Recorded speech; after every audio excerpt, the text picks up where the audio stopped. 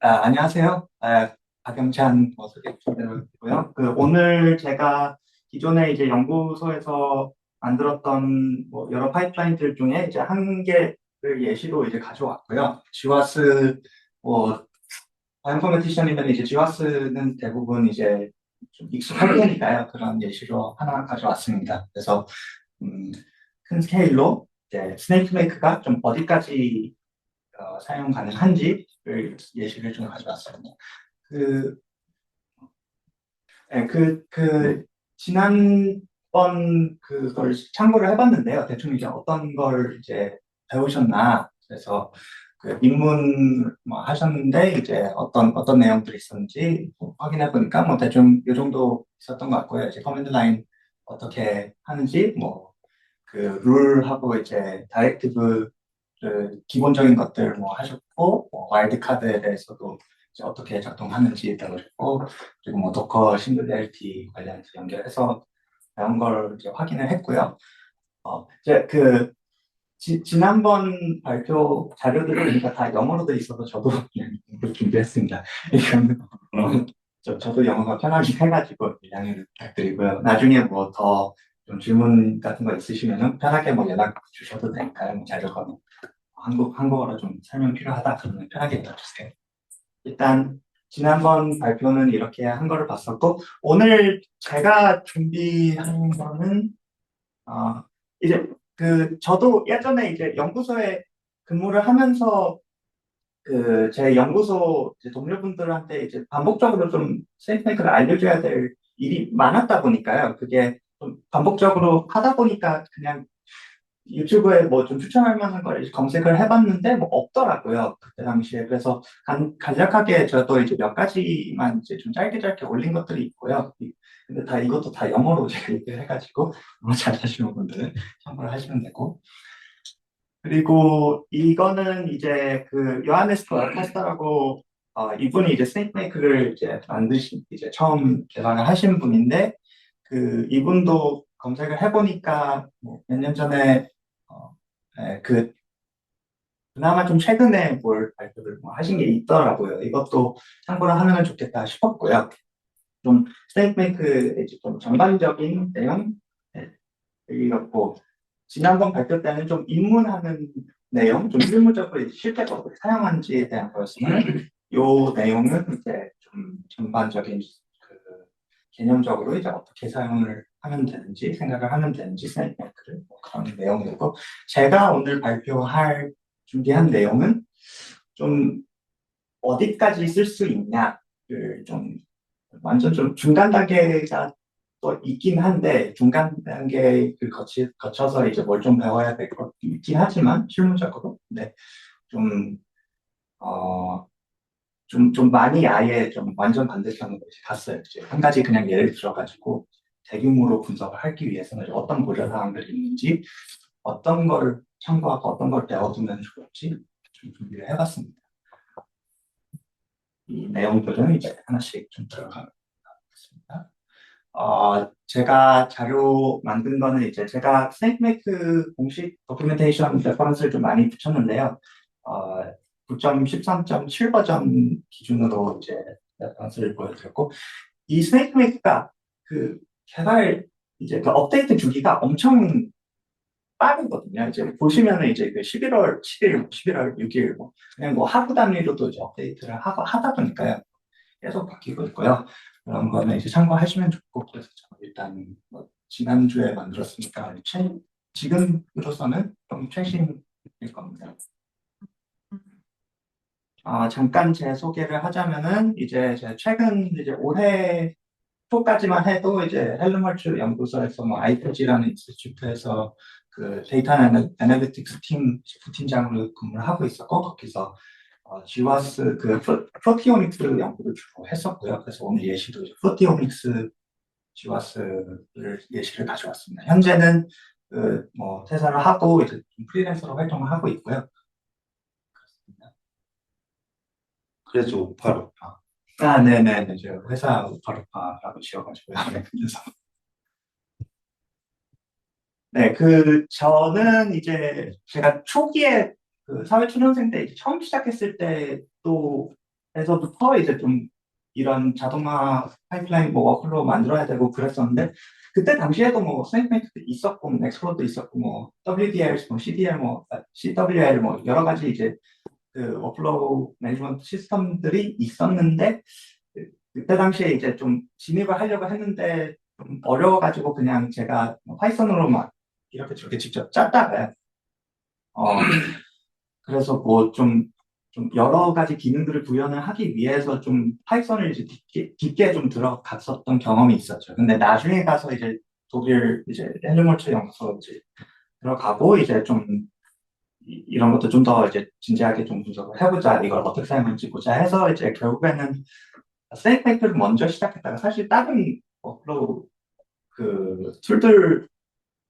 사용하진 않았어요. 결국엔 세이크메이커 하고 아 이거 너무 좋다 하고 이제 들어간데 그 이유가 이제 파이썬 세이크메이크가 이제 파이썬 패키지인데 좀 작동하는 방식이 이제 쓴 것처럼 이제 synthetical extension이라서 C의 C++이 이제 C의 슈퍼셋이라고 많이 표현을 하죠. 그리고 타입스크립트도 자바스크립트의 슈퍼셋이라고 하고 그냥 그 C의 클래스 기능을 주로 뭐 명확히 하자면 뭐딱 맞는 건 아니지만 근데 클래스 기능 object 오리엔테이션을 추가를 해가지고 이제 C 타입스크립트는 이제 자바스크립트 타이핑을 추가를 해서 그렇게 하는 것처럼 스네이크메이크도 파이썬 코드 스네이크 파일에도 이제 파이썬 코드가 다 돌아갔거든요. 그래서 파이썬 익숙하면은 또 파이썬을 활용해서 또 작동을 시키는 수 있는 것도 있다 보니까요. 이제 추가적으로 스네이크메이크만의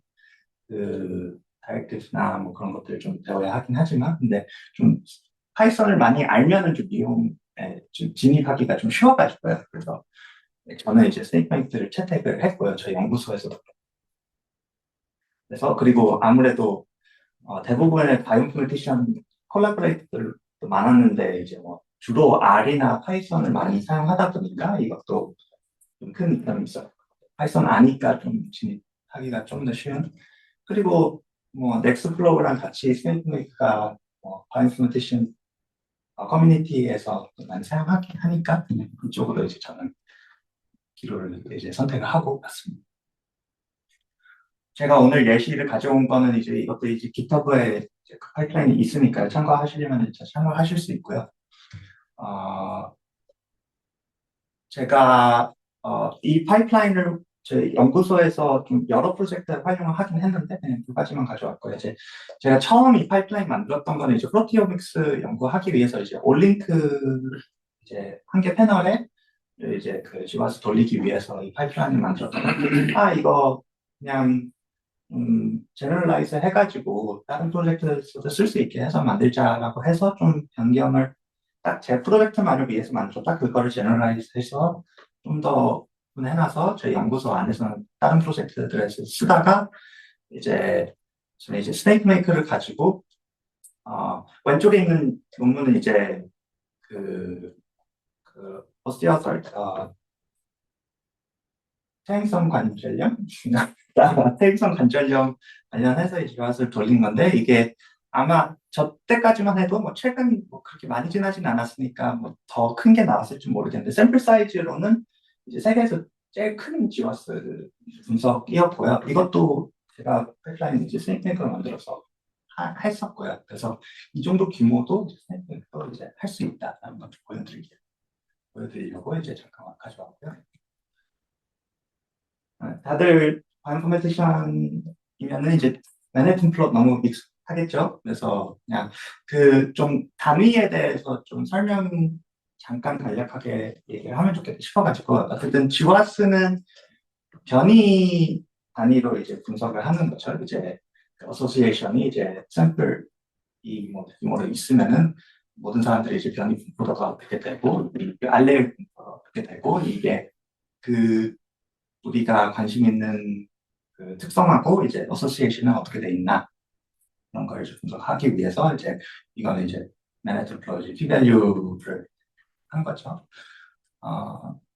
좀 자세히 조금 더 어떤 구간으로 들어가면은 이제 그 변이 이제 그 p-value가 거거든요.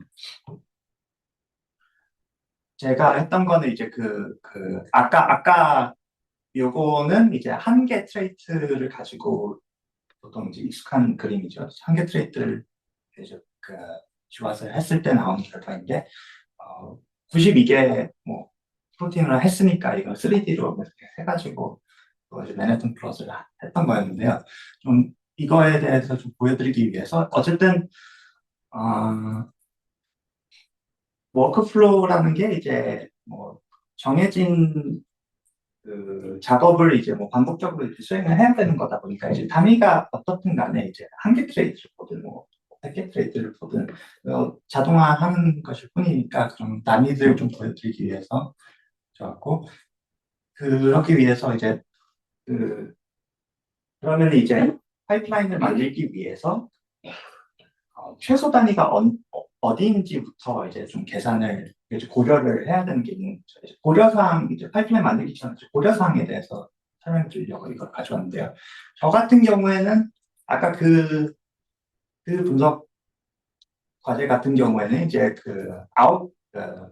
92개의 이제 프로틴이 있고, 변이는 이제 한 개 변이마다 이제 분석을 하는 거니까, 그러면은 저희가 최소 분석 단위는 이제 한 개 변이별로 이제 통계를 돌리는 거죠. 근데 이제 뭐 저희 여러 가지 근데 단위를 이제 한 개 단위로 볼 수도 있고, 최소 단위가 완전 최소 단위가 한 개 단위로. 근데 저희가 염색체 단위로도 볼 수 있는 거죠. 염색체 단위로 한 번씩 돌리고 22개 항염색체가 있으니까 저희가 뭐 22개 분석을 뭐 잡으러 이제 넣을 수 있는 거죠. 아니면 이제 22개는 너무 크다. 염색체가 하나가 좀 양이 많다 보니까 그걸 좀 쪼갤 수도 있는 거죠. 이런 식으로 뭐 좀 구간별로 이제 쪼개가지고 청크 단위로 이제 분석을 돌릴 수도 있고, 그거는 이제 청크는 이제 얼마나 크게 작으냐에 따라서 할 수 있는 거죠. 나름이죠. 이제 그러면은 이제 그러면은 이제 단위를 어디서 쪼갤 거냐. 너무 크게 쪼개면, 예를 들어서 염색체 단위로 분석을 하면은 한 개 돌릴 때마다 뭐 며칠이 걸릴 수, 몇 시간이 걸릴 수. 근데 또 변이 하나씩 그냥 뭐 1밀리언 정도 이렇게 던져버리면은 그것도 하나하나 분석을 하는데, 잡 스케줄러에 던지는 것도 이제 하나 던질 때마다의 좀 오버헤드도 있고, 하나 던질 때 이제 그쪽에서 잡 큐 프로세싱 하고 계속 스테이터스 확인하고 이제 끝났는지 안 확인을 해야 되니까 그런 오버헤드들도 약간씩 있으니까 이제 뭐 크지는 않지만 그게 뭐 잡 개수가 너무 많아져 버리는 그 오버헤드도 너무 커버리는 거죠. 그래서 우리가 뭐 컴퓨팅 로드가 얼마나 있는지, CPU가 얼마나 있는지, 그 나에게 병목이 이제 코어인지 아니면 메모리인지 뭐 그런 것도 해야 되고, 그리고 스낵 메이크의 제한도 있고요. 이제 잡 워크플로우를 래핑을 하기 위해서 전체 이제 프로세스, 이제 전체 잡들 어떤 순서로 돌리는지 이제 하기 위해서 다그를 DAG를 이발리에이션을 하잖아요. 그래프를 이제 이발리에이션 하는데, 스네이크메이크가 뭐 거의 이제 파이썬으로 구현을 된 거고, 결국에는 이제 그 그래프를 이제 이발리에이션 할 때는 결국에는 어딘가에서 포르프가 돌아갈 때, 그러면 이제 속도 제한이 있다 보니까 너무 많은 잡을 또 이제 돌리라고 하면은 이 이밸류에이션 타임이 너무 길어져가지고 이것도 문제가 됐고, 그냥 이거 테스트하기 위해서 간단하게 그냥 한 개 룰 만들어가지고 그냥 레인지 써서 이렇게 해보시면은 얼마나 걸릴지 가능할 수 있고요. 예상을 해볼 수 있고요.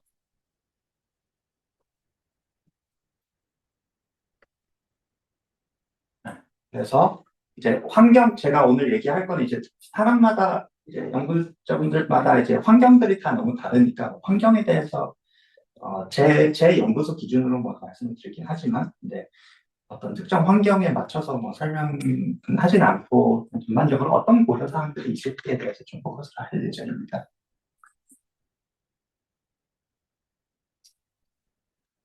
저도 처음 그 전장표에 그러니까 레인지를 주고 많이 잡을 쭉 한 거잖아요. 네네. 그랬을 때 저 DH 그래프의 알고리즘의 특성이랄까 저것 때문에 중요한데 에발루에이션 타임이 어마어마하게 이제 기다리더라고요. 네네. 로컬에서. 그렇죠, 그렇죠. 작업의 크기의 문제가 아니라 작업에 그 관장해야 되는 그 태스크의 수가 엄청 많으면 의존성을 더 확인해야 돼. 이거 보시면은 이제 그냥 터치만, 그냥 파일 만들기만 하는 잡인데 뭐 프로세스가 많이 들어간다거나 메모리가 그런 게 그런 게 아니고 그냥 순수하게 이제 개수만 이제 그 관장하는데 이제 이렇게 시간이 걸려요. 이것도 조금 뭐 방법이 있긴 한데 뭐저 개수가 많으면은 이제 이것도 어떻게 돌리는 방법이 있긴 한데 그것도 나중에 좀 언급을 할 겁니다.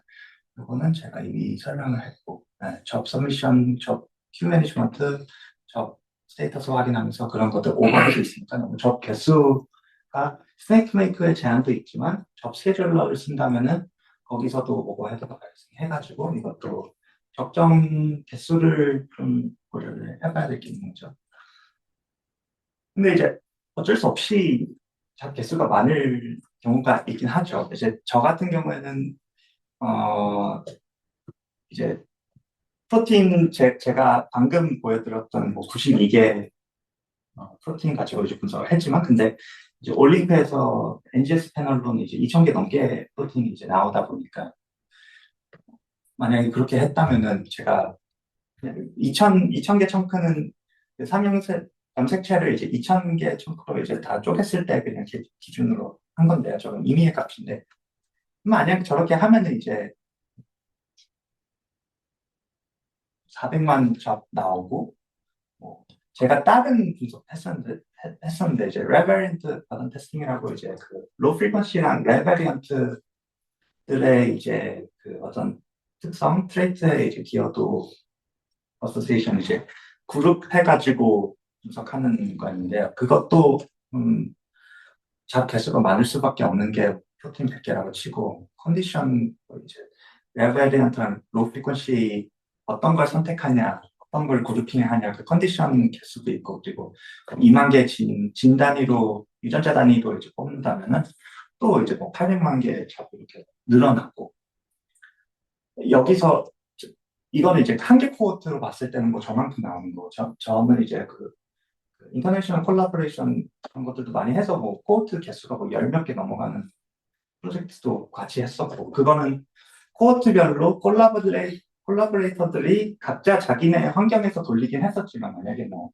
한 군데에서 뭐 여러 개 코호트를 다루는 연구소다 그러면은 뭐 코호트 하기도 늘어나니까 배로 그냥 막 늘어나는 거죠 자 개수가 저는 경우에는 어쩔 수 없지 아니냐 저 개수가 뭐 그러면은 그리고 이제 저희 연구소 같은 경우에는 그 스네이크메이크가 너무 오래 돌아가면 이제 프로세스가 너무 오래 걸린다든지 아니면 메모리를 너무 한 프로세스가 메모리 너무 차지한다든지 그러면은 그 센트럴 이제 IT 팀에서 뭔가 이상하다 하고 이제 그냥 죽여버리고 자동적으로 그러면은 우리는 뭐 돌릴 수 없는 거냐 뭐 어쩌라는 거냐 이럴 경우는 뭐 어쩔 수 없고요. 그거는 뭐 며칠에 걸려서라도 뭐 돌리긴 돌려야 되는 거죠. 근데 이제 뭐 며칠이든 몇 개월이든 뭐 돌려야 되는 건데 제가 어쨌든 저도 저런 규모의 분석들을 했어야 됐는데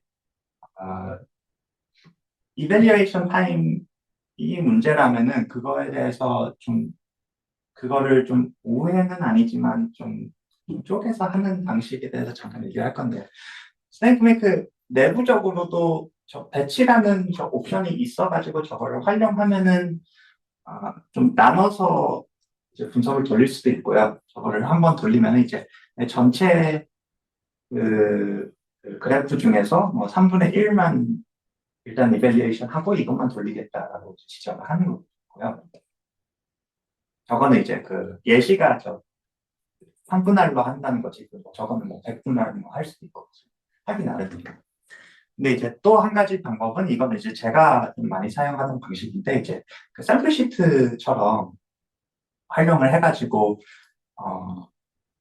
예를 들어서 뭐 어떤 분석 단위를 뭐 제가 프로틴 단위로 자른다. 그러면은 프로틴 전체 이제 피노타입 데이터를 이제 입력을 하고 워크플로우를 이제 피노타입 데이터 하나 입력을 받아가지고 분석을 돌리는데 뭐 나중에 다운스트림에서는 이제 청크 단위로 또 쪼개지긴 하겠지만, 근데 그 제가 뭐 92개 프로틴을 돌려야 되면은 샘플 시트를 따로 나눠가지고 뭐 30개씩 이렇게 그 샘플 시트 1, 2, 3으로 나눠서 이렇게 나눈다든지 뭐 이런 식으로도 활용을 할 수 있고요.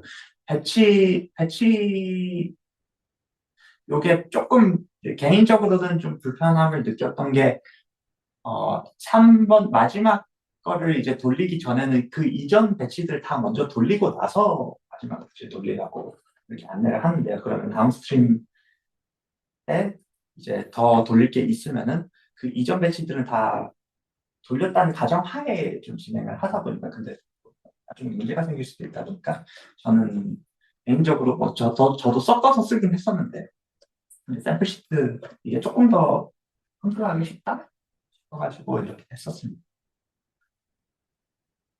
플로 디자인을 이제 어떻게 할 거냐에 대해서 잠깐 고려사항 얘기를 드리려고 하는데, 어떤 분석들은 그냥 개별적으로 리니어하게 이제 진행을 하다가 마지막에 이제 뭐 거의 끝날 수도 있고, 아니면은 에그리게이션, 그러니까 이제 결과값들을 뭐 한 군데로 모은다, 그런 것들이 있을 수도 있고, 아니면 중간중간에 이제 결과값들을 한 번씩 계속 확인을 해야 되는 작업이 있을 수도 있죠. 그러면은 좀 허리존털하게 결과값들 확인을 하고 그거를 토대로 또 병렬로 다시 분석을 하고 결과 확인하고, 이런 두 가지 크게 볼 수 있는 부분이 있죠.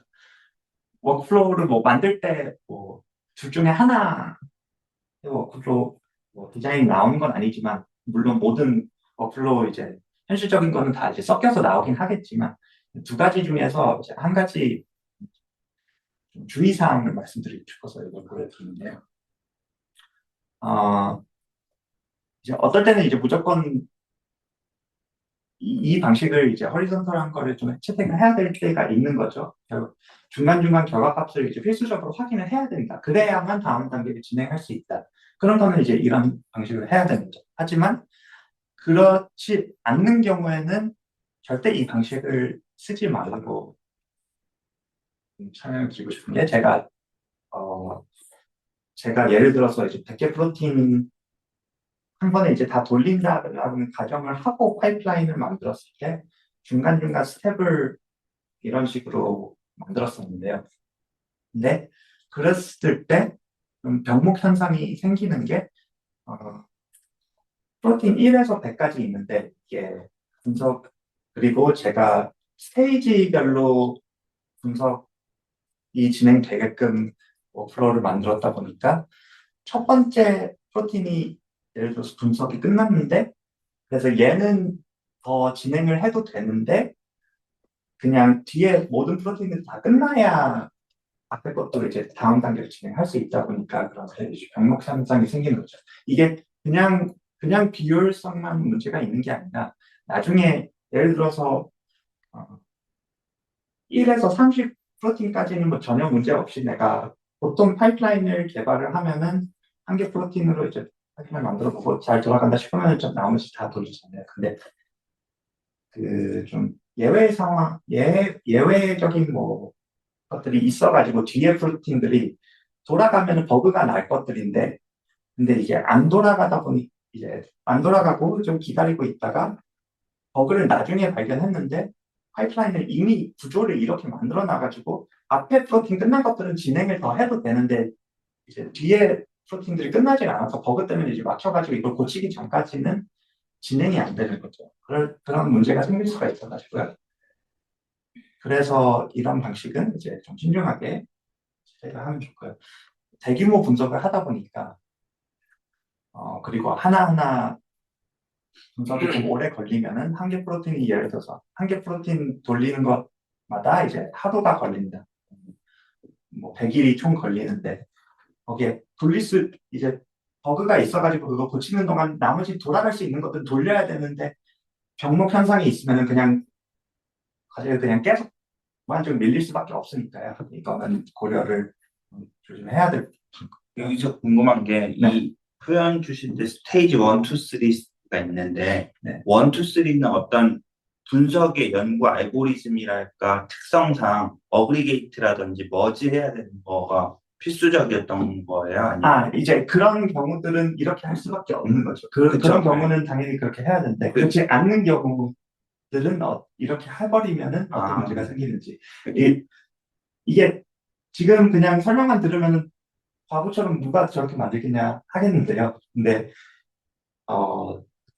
그냥 대규모 분석을 할 거다라는 가정을 하고 파이프라인을 만들면 이렇게 하기가 쉽거든. 이제 그렇다 보니까 미리 좀 정보. 오히려 저의 경험상 제가 봐왔던 거는 이렇게 짜는 경우는 워크플로우 언어를 사용하지 않는 상황에서 내가 그 이렇게 소위 말해 뭐 배시 스크립팅으로 대규모 샘플을 돌리는 스크립트를 만들게 되면 이런 실수랄까 이런 그 생각을 하고 만들게 되더라고요. 근데 그 반면에 스네이크 메이크가 됐던 어떤 워크플로우 언어를 이해하고 배우고 얘를 어떻게 하면 효율적으로 만들지 고민을 하면 이렇게 하지 않게끔 되지 않나? 라는 생각이 좀 들었고 그래서 여쭤봤어요. 이 단계가 필수적으로 머지해야 되는 거면 말씀하신 대로 머지해야 해야 되는 거지만 되겠습니다. 네. 그렇지 않은 경우에는 그리고 이제 워크플로우의 그 범위도 어떻게 할 거냐라는 거를 이제 고려를 하면 좋겠고요.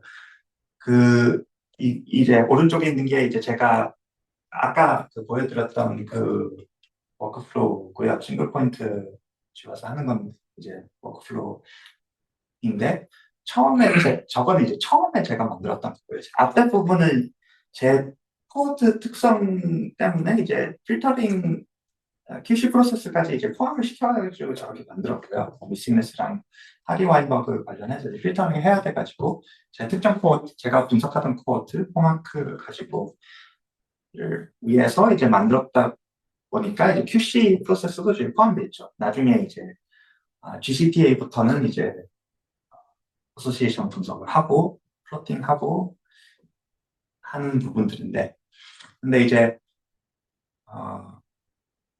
어떤 경우에는 이제 좀 제너럴라이즈한 워크플로우를 만들 거면은 범위를 좀 좁게 잡는 게 저는 이제 굉장히 좋은 것 같고요. 이제 저 같은 경우 이 파이프라인 같은 경우에는 나중에 이제 배리언 QC 같은 부분을 이제 날렸고요.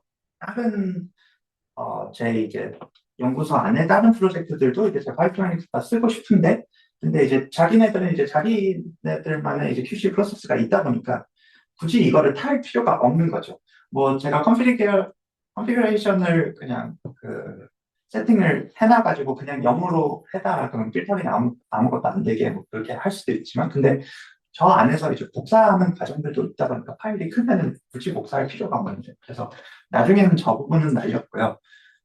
그래서 이제 제너럴라이즈한 파이프라인을 만들 거면은 좀 범위를 좁게 잡는 게 좋겠지만, 뭐 제가 그래서 이제 좀 파이프라인을 여러 개 만들었었는데요.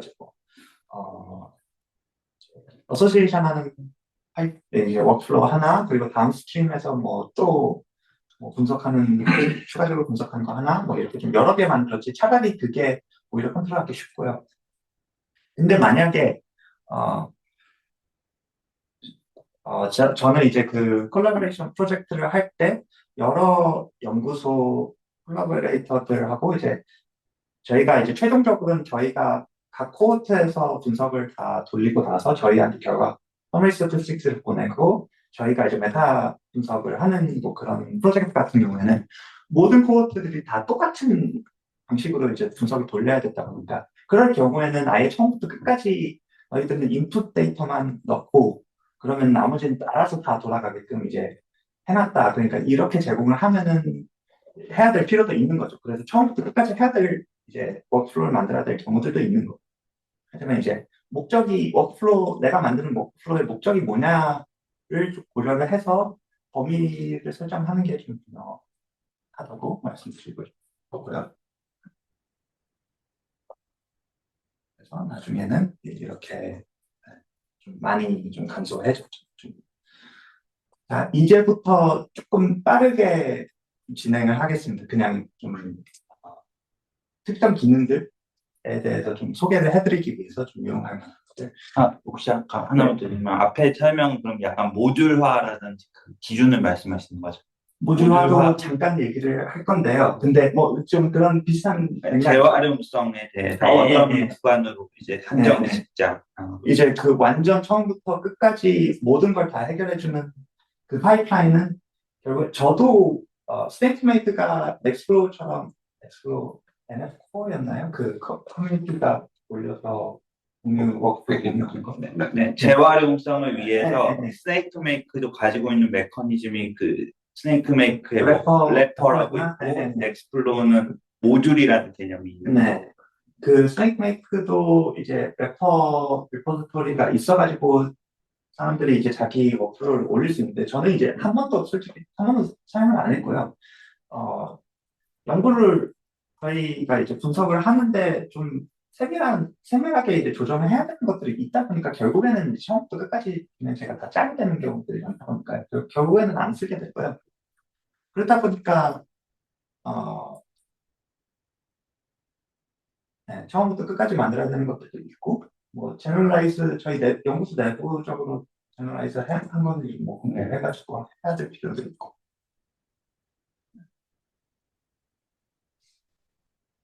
그 기능을 말씀 주시면 제가 끊어서 죄송해요. 네, 제가 저도 약간 이해했는지 확인하고 싶었어요. 네네네. 네, 그러면은 이제 조금 세부적인 기능들 이런 거 배워두면은 이제 이런 상황에 적용을 하는 기능들이니까 이런 것좀 좋다는 걸 보여드리기 위해서 빨리 진행할게요. 그 체크 포인트라는 이제 세이크메이커에서 이제 입문 들어보셨으면 이제 룰로 이제 룰 이름을 쓰고 이제 어떻게 이 룰이 돌아가는지 이제 정의를 하는 식으로 하는 거죠. 룰 대신 이제 체크 포인트를 사용하는 경우가 있는데요. 제가 여기서 지와스 같은 경우에는 저희가 제가 예시 가져왔던 제가 했던 분석으로는 이제 92개 프로틴 다 돌리는데 저희 멀티플 테스팅이 많다 보니까 이제 P-value 스레시홀드를 좀 많이 낮게 잡는 경우가 있죠. 그러면은 92개 프로틴을 돌렸을 때 그 significant 시그널이 안 나오는 경우들도 있긴 있거든요. 그래서 그런 경우에는 저희 그 파이프라인에서 시그널이 나오면은 그 부분을 좀 더 들어가서 이제 플롯을 만드는 걸 자동화 시켰는데, 근데 어떤 프로틴들은 시그널이 없으면 플롯 만들 게 없는 거죠. 네.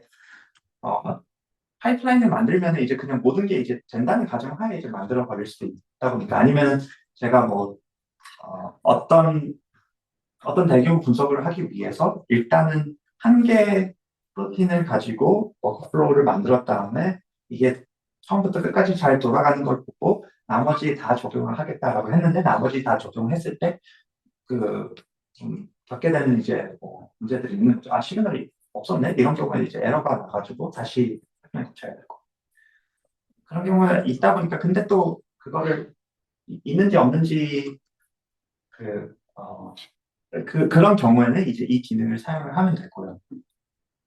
체크 포인트 구간들을 룰들을 설정을 하면요. 그 부분은 이제 그때까지 오기 전까지는 태그를 이제 안 만들어 놨다가 그 지점이 오면은 거기서부터 이제 태그를 이벨리에이션을 해가지고 몇 개를 돌려야 되는지 할 수 있습니다. 예를 들어서 뭐 프로틴마다 이제 뭐 시그널 개수도 다를 수도 있고 0개일 수도 있고 1개일 수도 있고 뭐 100개일 수도 있고 그러면은 플러스 뭐 0개냐 1개냐 100개를 해야 되기 전까지는 이제 저 지점까지 오기 전까지는 모르는 거죠. 네. 이 기능을 이제 어떻게 사용하는지 알아보면 되시고요. 네, 대충 이제 체크 포인트를 설정해 놓고 이 다음에 전 부분에 이제 저 체크 포인트에서 이제 룰 이름 듣고 이제 get 메서드를 사용해 가지고 하면 됩니다. 그 도큐멘테이션 레퍼런스 해놨으니까요. 이 도큐멘테이션 스크린샷 찍어 놓은 거니까 이거는 도큐멘테이션 직접 참고해서 자세히 한번 보시면 되고요. 예시 제가 어떤 프로틴은 뭐 ABO 프로틴, BRCA1 프로틴에서는 뭐 시그널이 나와가지고 이렇게 하는데 시그널이 없는 경우 뭐 그냥 진행해야 되죠. 에러 안 되게끔. 자, 그리고 이제 스캔터 갸더 프로세스라고 해서 저희 그런 것들 많죠. 이제 그 염색체를 뭐 쪼갠다든지 뭐 그런 작업도 그렇고 결과값들 시그널이 다 나왔는데 프로틴별로 다 나왔는데 그걸 한 곳에 모아둔다든지 뭐 그렇게 뭐 쪼개고 뭐 모으고 뭐 그런 작업들 많죠. 이 분석을 이제 연구를 하면서 그런 경우들에 이제 스캐터 갸더 활용할 수 있고요. 그 청크 애그리게이션 제가 예시를 좀 잘못 가져온 겁니다. 애그리게이션보다는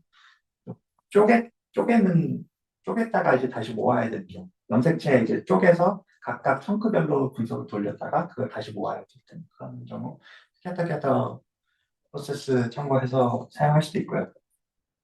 요거는 근데 소개는 해드리지만 개인적으로 저는 잘 안 쓰는 거긴 해요. 저는 expand 펑션을 가지고 하지 스캐터 같은 경우에는 모든 것들을 이제 좀 동일한 크기로 좀 잘라야 될 수밖에 없는 거다 보니까 개인적으로는 쓰고요.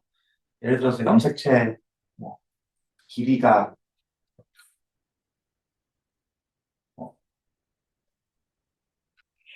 좀 어긋난다. 뭐, 100, 1000 베이스 페어로 쪼개고 싶은데, 뭐, 마지막에 300 베이스 페어가 남아가지고, 그런 경우는 조금 어긋나는 것들이 있어가지고, 그런 것들 때문에 저는 익스텐드 펑션을 그냥 사용을 해서 제가 직접 자르는 거를 이제 하고, 근데 이제 좀 간편하게 하고 싶다? 그럼 스캐터 겟더 참고할 수도 있고요. 뭐 블라스트 잡 이런 게 될까요? 그러니까 저거의 사용 사례는 뭐 쪼개는 작업이든 동등할 때만 되는 거예요. 동등, 네, 그렇죠. 블라스트. 그러니까 예를 들어 뭐 10개를 2개로 스플릿해서 잡하면 5개씩 떨어지는데 네. 11개의 잡이 있다고 치고 저기에 숫자를 2를 넣으면 3개로 떨어지는 건지. 그런 문제보다는 좀 시간이 좀 지나가지고 딱 이제 알맞는 예시가 안 떠오르는데요. 겉에서 봤을 때 그렇게 쪼개지는 이제 개수보다는 그 내부 내용물이라고 좀 설명을 파일의 네. 내용이 아까 제가 그 염색체 가지고 이제 했던 것처럼 첨베이스다가 네, 알겠습니다. 이거는 제가 시간이 좀 지나요. 예시가 적당하게 떨어집니다. 계속 진행하겠습니다. 이제 스네이크 메이크도 뭐 엑스플로도 뭐 똑같이 이런 기능이 있을 것 같아요. 엑스터널 스크립트 해가지고 파이썬 스크립트나 R이든 줄리아, 러스트, 내시 뭐 이런 것들도 다 있어서 사용할 수 있고요. 이것도 그리고 도큐멘테이션의 엑스터널 스크립트 검색을 해서 확인을 해보시면은 엑스터널 스크립트를 쓰는데 스크립트 다이렉티브를 써가지고 이렇게 사용을 하면은 그 스크립트 안에서 인풋이나 아웃풋 내용물들을 이제 홀링할 수 있는 그 오브젝트가 만들어져가지고 이제 파이썬 스크립트 예를 들어서 예시는 안 가져왔는데 그 스크립트 안에서 snake make 점 input에서 뭐 첫 번째 거를 이렇게 돌리자 뭐 이런 식으로 할 수 있어가지고 좀 편리한 게 있고 아니면은 그냥 뭐 파이썬 같은 경우에는 이제 run directive 써가지고 그냥 여기서 이제 파이썬 코드를 뭐 입력을 해도 되고 해시를 해서 우리 커맨드 라인에서 돌리게끔 그냥 이 스크립트를 그리고 이 아규먼트 뭐 이렇게 나와서 이렇게 돌려야 뭐 우리 익숙한 대로 뭐 사용해도 되고 이런 추가적인 것도 있다. 이제 노트북 다이렉티브도 있는 건 아닌데 저 개인적으로는 이제 사용은 안 해봤고요. 그럴 필요성은 아직까지는 못 느껴져서 이제 안 써봤는데 이런 있다.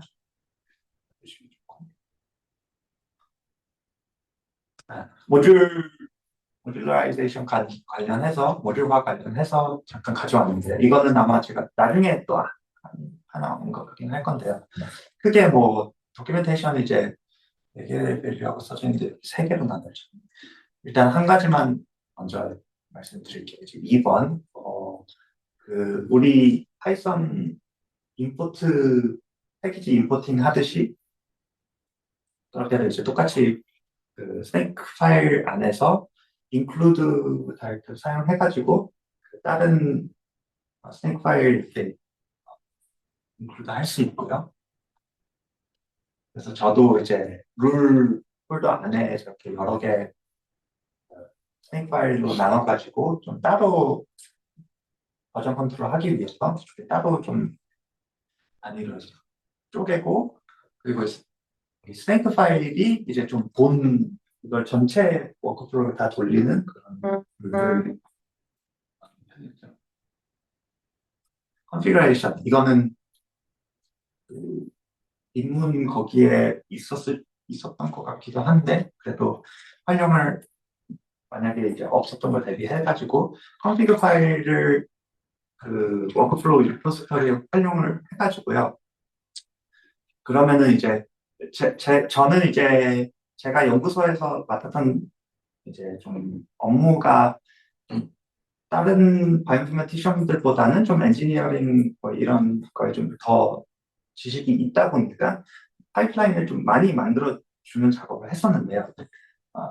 사용자가 그냥 전체적으로 이제 이 워크플로우가 어떻게 돌아가는지만 파악을 하고 그냥 최대한 편리하게 이제 돌릴 수 있게만 만들면 되는데 뭐가 안 돌아가가지고 이제 스낵 파일을 열어보기 시작하면은 그거는 제가 잘못 이제 작업을 했다라고 생각하거든요. 최대한 컨피그레이션 파일만 열어보고 리드미 파일 읽어서 설명 듣고 컨피그 파일 안에서 이제 모든 걸 다 할 수 있게 만드는 게 생각해서 이걸 잘 활용하는 게 좋을 것 같고요.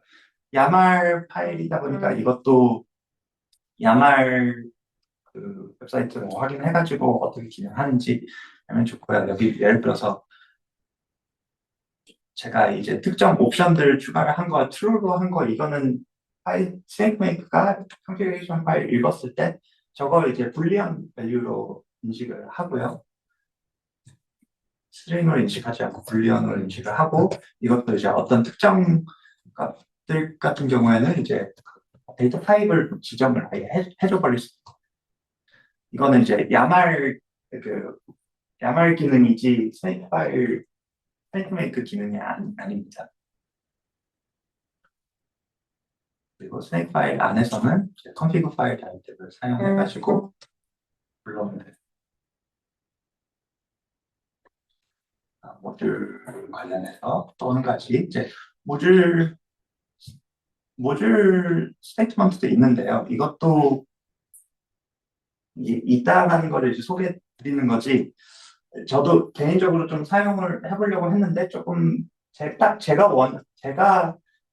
생각했을 때 이렇게 동작해야 된다라고 하는 거랑은 좀 다르게 동작을 해가지고 저도 이거는 많이 사용을 안 했어요. 그래서 있다는 것만 이제 보여드리고 근데 이게 딱 제가 원하는 대로 안 돌아가다 보니까 좀 어거지로 한 걸 좀 보여드리려고 이렇게도 할 수 있다. 가능하면은 웬만하면은 베스트 프랙티스를 이제 따르는 거를 선호하는 편인데요. 아무래도 콜라보레이션을 많이 하다 보면은 다른 사람들이 내 코드를 읽어야 되는 경우들이 많은데 그러면 이제 제가 지저분하게 써가지고 그쪽에서 뭐 그 지저분함 때문에 코드 이해를 하는데 시간이 걸리고 그런 걸 원치 않아가지고 저는 최대한 이제 베스트 프랙티스를 이제 팔로우하면서 하려고 하는데 그래서 모듈 가능하면 이 기능도 사용해서 좀 만들려고 했지만 그렇지 않은 경우 하나 보여드리면은 제 예시로 보여드렸던 싱글 포인트 애널리시스 파이프라인이 한 개 트레이스를 자동화 분석을 시키는 건다 하면은 그 자동화해서 여러 트레이스를 돌리고 싶었는데 그래서 이제 패럴럴 버전 이제 전체를 다 감싸는 걸 이제 또 따로 만들었죠. 제가 이제 이거 이제 권장하지는 않고요. 스네이크메이커 안에서 스네이크메이커 돌아가게끔 이렇게 만들어서 돌아갔습니다. 네. 이렇게 지저분하게 하는 걸 안 좋아하긴 하지만, 저 때는 이제 좀 해가지고, 네, 이렇게 하긴 했습니다. 이렇게도 할 수는 있고요. 네, 하지만. 모듈 기능이 저한테는 딱, 저는 이제 이렇게 구동될 거라고 생각했는데, 그렇지 않아가지고 저는 사용 안 되지만, 다른 분들은 또 저랑 상황이 달라서, 딱 원하는 대로 돌아갔습니다. 이해가 너무 뭐 잘 돼가지고, 유용할 수도 있으니까. 이런 경우에는 프로세스 제어권에 대한 부분이 불명확해지면 조금 그게 있을 수 있겠네요. 그렇죠. 그래서 테이크메이크 엔진이 가지는 자체적인 그게 있을 텐데. 네, 그거는 이제 컨트롤 하는 거는 제가 패럴럴 파이프라인 같은 경우에 그 전체 그거를 좀, 컴퓨팅 리소스를 너무 오버해서 사용하지 않게끔 기능들을, 수치들을 넣어놓고 그 안에 스네이크 메이크 또 프로세스를 돌린다 하더라도 그것도 이제 그 수치 안에서 쪼개지게끔 만들어가지고요. 오버 되지는 않았는데 좀 괜히 조금 답답성이 좀 늘어나긴 하죠. 저는 이제 저랑 유즈 싱귤러리티 이런 거 쓰셨잖아요. 네. 저는 파라미터나 엔진 백엔드라고 해야 될까요? 그런 것들 먼지에 따라서 그 프로세스가 또 다 열리는데 네. 네, 프로세스들이 너무 관리가 안 될 수 있다. 그래서 걱정하시면서 아까 말씀드렸던 것처럼 이제 웬만하면은 베스트 프랙티스 이제 좀 따르는 편이고 이제 그 스테이크메이크 도큐멘테이션도 보시면은 배포하는 거랑 이제 그 워크플로우 이제 다이렉트리 트리 어떻게 좀 구성하면 좋은지 이게 표준 뭐 기준이다 설명하는 페이지도 있어서요. 참고하시면 좋을 것 같아요. 컨테이너 관련해서도 좀 여러 가지 몇 가지 좀 방식 좀 소개해 드리려고 하고요. 콘다하고 이제 컨테이너를 통해서 이제 그 환경 픽스를 해놓고 하는 방식이 있죠. 네. 콘다는 많이 제가 조금 더 좀 세부적인 요인들까지 컨트롤하고 싶은 게 있어가지고 컨테이너 좀 이렇게 컨테이너를 주로 사용했습니다. 그거에 대해서 좀 설명해 드릴 수 있습니다. 자, 컨테이너를 지정을 할 때 전체 워크플로우에서 이제 모든 룰이 다 같은 컨테이너 쓰게끔 지정을 할 수 있고요. 그 글로벌 컨테이너를 설정할 수도 있고 아니면은 특정 룰마다 또 컨테이너를 따로 지정을 하실 수도 있고요. 컨테이너 이제 그 컨테이너 다이렉트 안에 들어가는 그 값들에 대해서도 좀 유형별로 나뉠 텐데 뭐 도커 허브에 올라간 거나 아니면 뭐 싱귤라리티 허브에 올라간 것들 그 URI라고 하는데 이제 그 주소를 넣어줄 수도 있고 아니면은 온라인 다운로드 뭐 FTP 서버나 뭐 그런 것들에 이제 올려져 있는 컨테이너들도 이제 그 주소로 넣어줄 수도 있고요. 아니면은 로컬 파일 시스템에 있는 것들도 이미 내가 그 컨테이너가 있는데 굳이 또 받을 필요가 없는 거죠. 그래서 아예 로컬에 있는 걸 지정해서 할 수도 있고. 저 같은 경우에 제 파이프라인이 좀 여러 프로젝트 다 사용을 하는데 그냥 한 군데 로컬에 두고 그거를 사용하게 했죠. 클라우드에 올리는 거에 대해서 이제 뭐 대표적으로 컨테이너 허브 있고 시뮬레이티 클라우드 있고 그런데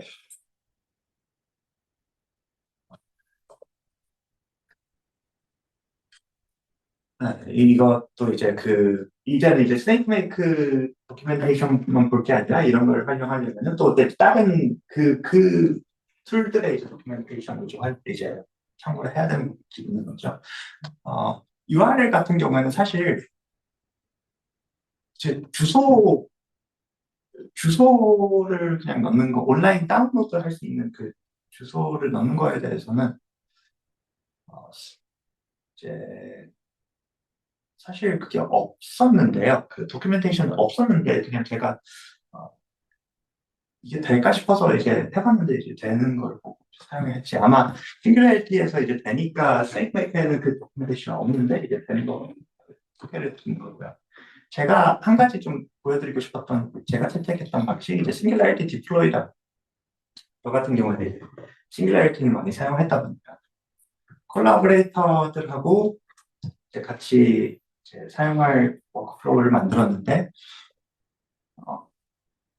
이거는 그 가능하면은 그 또 어디 클라우드 베이스 뭐 도커 허브나 그 싱귤라리티 허브 뭐 그런데 이제 올릴 만한 게 아니어가지고, 아니면 이제 다른 이유 때문에 이제 그런 데 말고 이제 가능하면 이제 깃허브에다 그냥 같이 올리면 좋지 않을까 싶어서 이제 찾아봤는데 또 있더라고요. 싱귤라리티 개발 같이 참가하는 분이 또 만든 건데, 그래서 깃허브 액션 거기에 등록을 해가지고 싱귤라리티 파일, 빌드 파일을 이제 리포지터리에 이제 포함을 시켜가지고 그렇게 푸시를 하면은 액션, 깃허브 액션, 이건 또 CI/CD인 거예요. 좀 스낵백에서 좀 벗어났지만 자동화 해가지고 그러면은 이제 컨테이너를 빌드 해가지고 어, 깃허브에 깃허브 그 릴리스 탭 안에 컨테이너가 올라가게끔 이렇게 만들어가지고요. 그러면은 제가 그래서 제가 이제 그 다운로드 주소를 저 보시면 이제 이게 또 릴리스 주소인 거죠. 그래서 이게 좀 많이 유용하더라고 저 같은 경우는. 그래서 이런 게 있다라는 걸 좀 그러면 소개를 스네이크메이크에서 이 HTTP 주소의 컨테이너는 지원한다 인 거고, 근데 그걸 위해서 컨테이너 빌드하는 거를 GitHub 액션을 써서 할 수 있는 거네. 네, 근데 어쨌든 SIF 파일은 만들어져 있어야지만 그쵸, 그쵸. 스네이크메이크에서 쓰는 거고. 이제 HTTP 주소를 통해서 이제 다운로드 할 수 있는 거. 그게 이제 저 같은 경우에는 깃허브의 릴리스 그 주소로 이제 만들어지긴 했지만, 근데 그게 주소가 이제 어디든 뭐 FTP 서버든 상관이 없는 거죠. 그냥 이런 기능. 보통 이제 인증을 하죠. 프라이빗 네, 레파지토리면 사전에 크레덴셜을 인정하고 갖고 오면 되니까 음. 통신.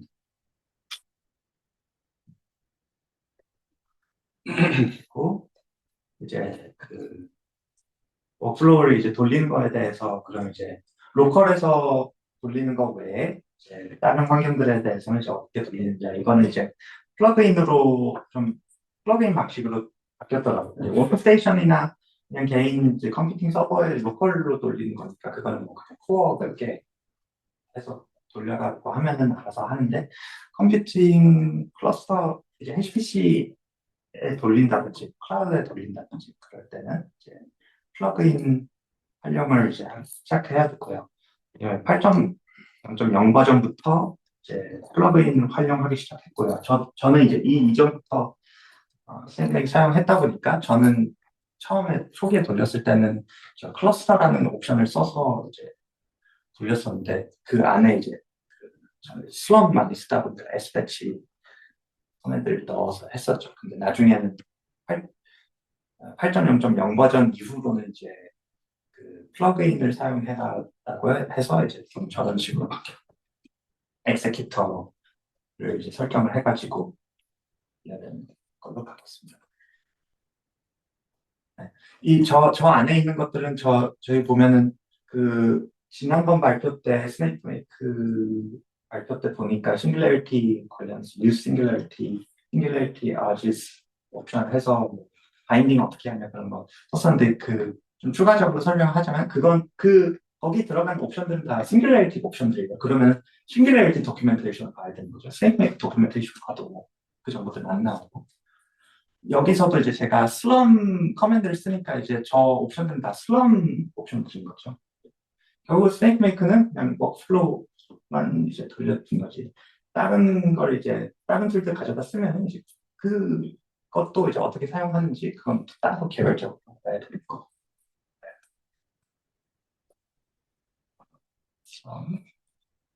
플러그인 카탈로그 레코멘데이션 보시면은 이제 참고하실 수 있고요. 거기에 뭐 각자 환경에 맞게 어떤 플러그인인지 확인해서 그런 식으로 사용을 하시면 되고.